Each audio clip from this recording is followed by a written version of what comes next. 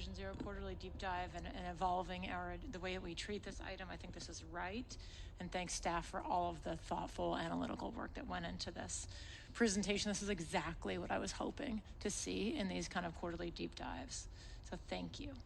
So my top level question is, and I know again, it's been a long meeting. We get to ask the questions. You have to stand up and answer the question. So I do acknowledge that.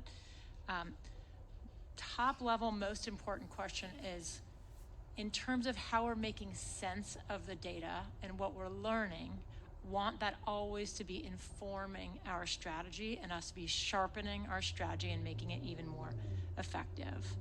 I'm not sure I saw that sort of precise adjustment to our strategy based on what we're learning. I sort of saw in what we're doing the same things that we've sort of been doing, to Director Hemminger's point, which don't seem to exactly be working. So maybe could you just try to answer that for us based on everything we do the deep dive?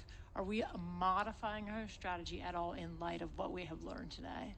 Yeah, I think the most important thing we're doing is we're looking at the places where there's been success. I mean, I think, let's not bury the lead. There has been a reduction in pedestrian collisions. There's been a reduction in both cyclist deaths and collisions over the last 3 years. We want to lean into the tools that are actually making those trends happen. So when we talk about the high injury network toolkit, that is kind of, if we started with this idea of rebuild every street curb to curb, we are now distilled down to the very particular pieces of infrastructure that are effectuating that change. So that's leaning into what's working. And I'm really excited about that. And I think it is, in the way that Quick Build was kind of an attempt to accelerate some of our initial ideas about how to deliver change, this is about accelerating even faster and not even waiting for a planning process, but just going out and doing it. I think the ACP is something that I'd like to talk more to this board about. There was a comment, I forget the details, but I think somebody talked about the kind of fundamental tension between a long-term plan and the urgency of short-term action. Would love to talk to this board about what 5 or 6 big, aggressive moonshot kind of projects might look like to start to stitch together a network that, might break down some of in the same way that slow streets kind of gave people a way of reimagining their streets. So I think those are 2 areas that are very different than maybe where we were even a year or 2 ago. Mm-hmm. The issues of people experiencing homelessness, the motorcycles, even the scooters and the hit and runs, the ones that I think are more, there's a behavior and a judgment behind them. We still should be trying to minimize harm with infrastructure, but I think those are areas where we do need to work more closely with the Department of Public Health and other partners to see how we can make a dent in those issues. But I do want you to see us kind of like pushing hard on what we think is working. Okay, great. And so the number that stuck out to me on slide 20 is that if 60% of the fatalities are happening on these non-freeway kind of multi-lane streets that we know, wider streets encourage faster driving, are we as focused in as possible on leveraging that information? Are we going, and we heard from one of the speakers talk about Goff and Franklin and some of our one-way streets that are so fast. Are we really doing everything we can on those streets through these high injury lane treatments we're talking about? Like, for example, are we considering road diets, lane reductions? Are we considering 1 to 2-way conversions of those streets? I want to pick up on what Director Hemminger mentioned. What have we not tried yet that might be effective?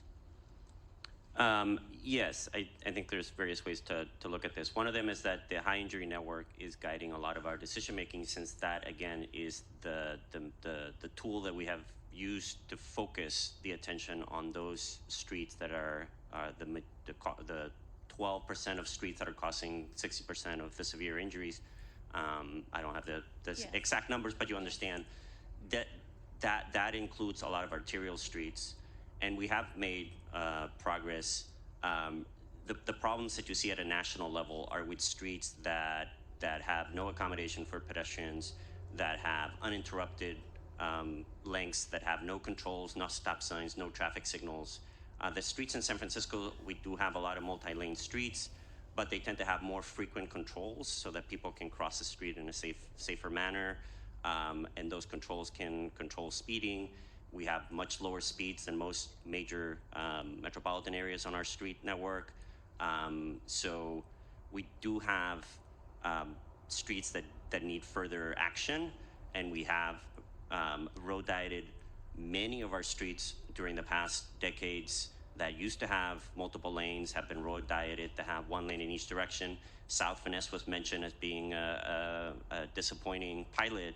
That street used to have 4 lanes. It was road dieted recently to have 1 lane in each direction. That was a major change, I think, because the more lanes you have, the more likely it is to have speeding. But shortly after we did the road diet, we had a fatality due to somebody driving fast in the middle of the night, disregarding the rules of the road. So the frustration is we do projects, we do changes, and sometimes the fatalities still happen because we're not getting cooperation from the public. Vision Zero is a shared responsibility. It's not just about the MTA here and in isolation doing road changes. We need to do our part to design roadways, but when the public is not cooperating, when other agencies are not cooperating, or other levels of government are not cooperating, that's I think the discussion we were having today. Understand, and you and I went out together and we did a rapid response, and it was at an intersection that had a red light camera, and there had been a protected bike lane put in, and it was someone running away from a cop. So these things, understand that I understand exactly what you're trying to say, and what I'm trying to get at is, given that very powerful statistic you have about the 60% on these multi-lane arterials, when we talk about spot improvements, making improvements to high injury network, are those the most effective improvements we could be making to those very dangerous and fast streets? Well, when are we talking about striping a crosswalk? Yeah. Or are we talking about fundamentally redesigning the streets so that we'll get cars to travel more slowly? Well, because we've go on. No, go ahead. Go on. Okay. Most crashes take place at the intersection. Turning vehicles versus pedestrians is the classic pattern. Speed makes those crashes so much worse. So when we talk about hardening the turns, we talk about pedestrian head start signals, we talk about even banning turns or creating, like we did at Van Ness, separating the left turning vehicles from the flow of traffic. That is about addressing the symptom. I guess that's about addressing the symptom, which can be very effective. I think there's a lot for us to think about here from the board about whether there are a few places where, as Jody Medeiros talked about, some of the fastest streets in the city. I think talking about what a road diet would look like, I think we've got some work to do in that area. But I do want to make sure that we understand that, yes, people get hit mid-block. Yes, there are car versus car crashes, but the intersections are where the majority of pedestrian fatalities take place. And that's those things that change the intersection. They may not look spectacular, but they're doing the direct countermeasure work. Okay, great. And Chair Eaken, I'd also yes. like to point out another factor that we're struggling with. So the loss of Prop A with 65.1% of the vote in 2022, that cut $40 million a year from our capital program. So we lost 40% of our capital funding. At the same time, we're being asked to deliver much more quickly than we've ever done before. So the trick that we've learned is that, well, one, while our quick build, paint and plastic approaches is far from perfect, it's been a lot more effective than we had thought. But more importantly, the quick build processes not only allow us to move quickly, but then allow us to attract state and federal grant funding that allows us to actually build out the streets properly. And Howard and Folsom be a good example of that. One of the challenges that we face for the designs that we really want to build is that they trigger redoing the traffic signals, which triggers rebuilding the intersections. And that comes at what price per intersection, Ricardo? $1 million per traffic signal. At least, yeah. So that's what we're standing up against. There is no universe in which we have the resource to properly redesign our streets. We are working on trying to get back to the ballot, but getting back to the ballot also requires winning 2/3 support from San Franciscans. And one thing I want to add, that looking at the long-term history to one of the questions earlier about what has been working, is that San Francisco over time has spent a lot of money to try to provide more crossings that are safer. When I started working for the city, for example, Geary Boulevard used to have a number of uncontrolled crossings where you had to cross 3 lanes of traffic without the benefit of a traffic signal. And over time, we've signalized every single crosswalk on streets like that so that pedestrians have a safe, controlled environment The additional traffic signals help to control speeds as well. So if you look at our major streets like Alamany, Geneva, Geary, we've gradually installed dozens of traffic signals over time, beacons, other things that allow pedestrians to safely cross, allow cross traffic to cross and connect. So I think there are less of those type of crashes that used to happen. Now the type of crashes are happening in a different way, but I don't want to minimize the fact that we have had successes in the past in addressing certain type of crashes, in trying to reduce the distance between safe crossings, particularly when you're crossing multi-lane streets. Okay. Just to address Director Tumlin's comment, I hear you saying there's no world in which we have enough money. I also want to flip that around. I want to have a vision for where we want our streets to go, what we want all of our safe streets to look like, and I want you all to tell us what it will cost. I think this board needs to know, deserves to have that information in the context of our budget decisions so we can make those trade-offs, what this will cost versus other potential investments, something I've been asking for a long time, and I'd love to have some specifics on that. I just want to cover a couple of other requests, and I know it's late. One, just to elevate again, something Director Heminger asked for. For these quarterly deep dives going forward, I would love for us to have some very specific metrics and targets that we're after and measure ourselves. Use these quarterlies as accountability moments. Go, how are we doing? We said 50 miles today. Right. What does that mean if that's 50 miles by end of 2024? What do we need by our next one of these? We need to have done 7 or 8 miles. How are we doing? And then reflect openly if we're on track or we're not on track and what's not working. I'd really like to have that real-time data aspect of the work. I also want to echo something I heard from Nancy Arbuckle in the audience, which is this is about injuries too. It's not just fatalities. I had a moment to speak with Rishi in the hallway. Rishi and his partner should not have to be scared. They're here today. Thank goodness they're here with us today. And it's not our vision of this city that people have to be scared crossing the street. So we could reach Vision Zero. We could reach Vision Zero and still not be the city that we want to be, I think, because I think we want to be a place where people can feel safe and comfortable, thriving, walking around. And so it has to be Vision Zero injuries too, I think, not just Vision Zero fatalities. And that is bringing me to, I just worry that we are still not thinking big enough when it comes to reaching Vision Zero, because it's not just Vision Zero fatalities. It's Vision Zero, I think, any type of injury or any type of fear anybody should have to have walking around the city and being afraid of cars. I just don't think that's the kind of city that we want to create. And to Director Heminger's point, what would a policy look like? What would a policy look like that could help us to achieve Vision Zero? I heard one supervisor toss an idea out there. Maybe there should be a maximum number of lanes that any street in San Francisco is allowed to be.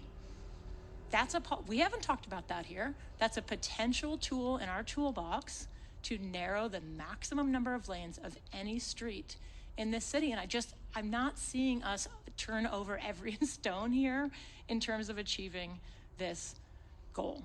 Mr. Olea, I have to respectfully disagree. You said in the 1990s, SOMA was badly designed.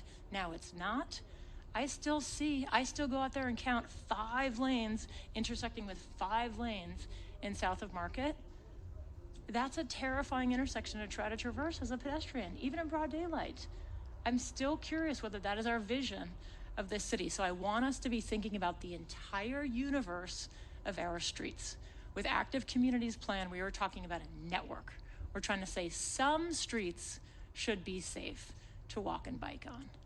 I want us to be thinking about all streets in the city. How do we raise the floor so that all streets meet a minimum safety standard? I think this is going to be key to our Vision Zero goal. And when I see something like it's going to cost us $5 to $6 million, how is that possibly ambitious enough? How is that pushing the envelope? So I know I'm giving you a little bit of a speech here, but I feel that we're not doing enough, and I feel it's our job to continue to set the ambition high. So I wonder if you have any thoughts or responses, Director McGuire.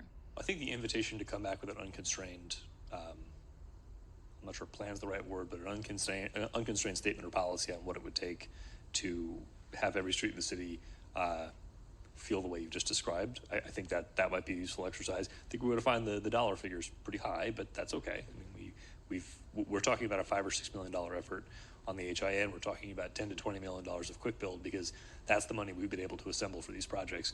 But I think we would take that invitation to come back with more of an unconstrained answer to your question. The last piece I'll offer is that in that active communities plan conversation, we recently reviewed the curb management strategy. Staff did a lot of really thoughtful work. There's an upside down pyramid, I don't know if you've all seen it, where we talk about our priority of uses for that precious curb space. Right. Number one is, I think, movement of people, and on and on and on. And the bottom of the triangle is storage of private vehicles. That's a policy statement we've made on curb management. Have we done a similar statement around the priority uses of our streets, Director McGuire? So there's the transit first policy, which I think is inherently what you're talking about, but it doesn't have the nuance that, the curb management strategy is in some ways, it's more of a matrix. It talks about different types of streets. The priorities move around, but the private vehicle parking is always at the bottom of the matrix. I think this is another worthwhile thing to explore. I think the transit first policy is probably the template we'd start with. Okay. Thank you so much for this presentation and for the hours and hours of your diligence and endurance answering our questions. We're looking forward to the next one. And thank you all, members of the public, for participating. With that, we'll close item 12.